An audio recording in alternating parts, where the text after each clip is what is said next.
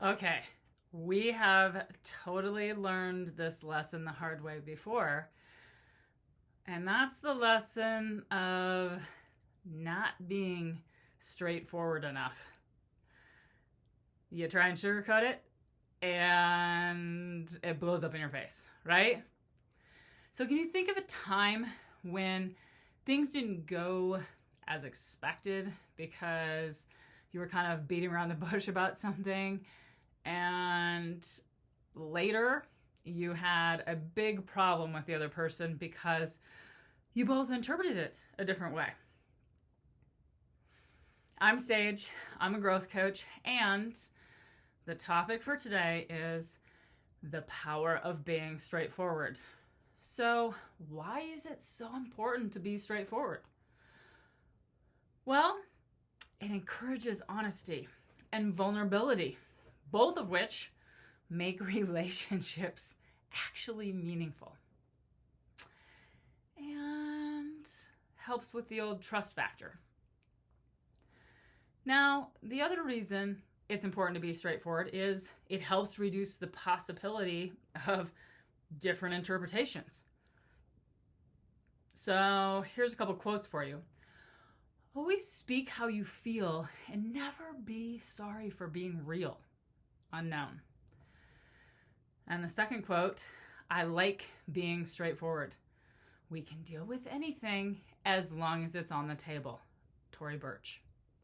So questions to ask yourself are, where are you not being straightforward enough in life right now? And how is that impacting you?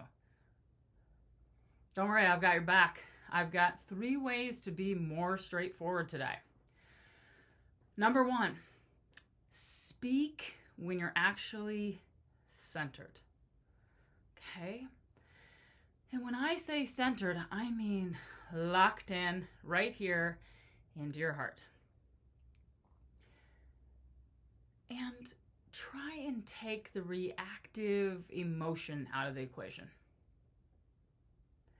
Then you can actually speak your truth without any anger or shame or guilt or blame or any of those things tied to it. Number 2, practice, and provide space before you speak. So ask to maybe revisit the topic when you feel more grounded or you have time to process it.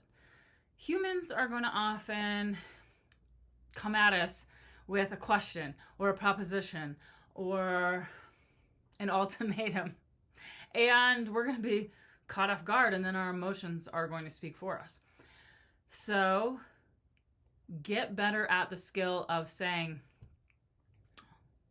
I hear you, and thank you for sharing that with me. But I'm going to ask that I have a few minutes to actually think about that before I respond. Or can we discuss this later today? That's your right to be able to ask that. And when you do, then it leads us back to number 1, which is speak when you're centered, not reactive, right? And it might give you a chance to rehearse your response, I guess, with somebody that you trust.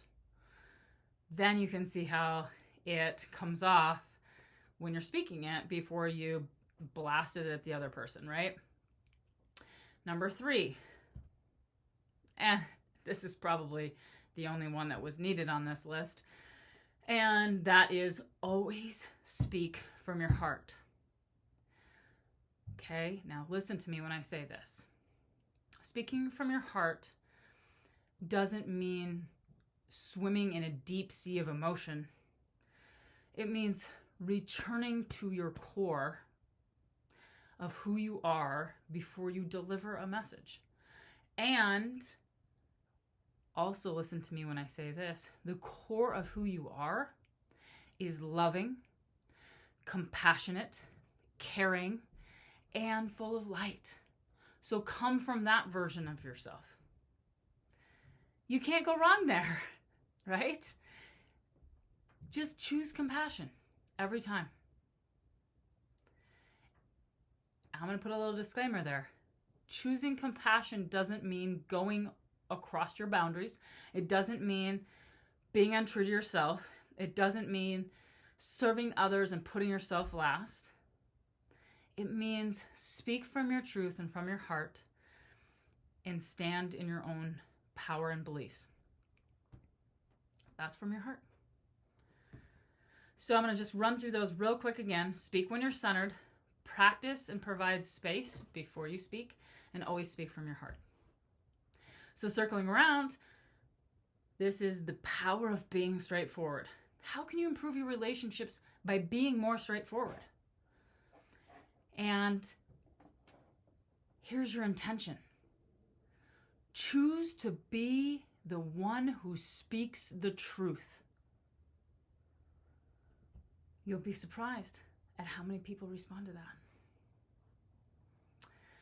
Oh, thanks for joining me. I'm Sage. I'm a growth coach, and I am very blessed to have you growing with me here.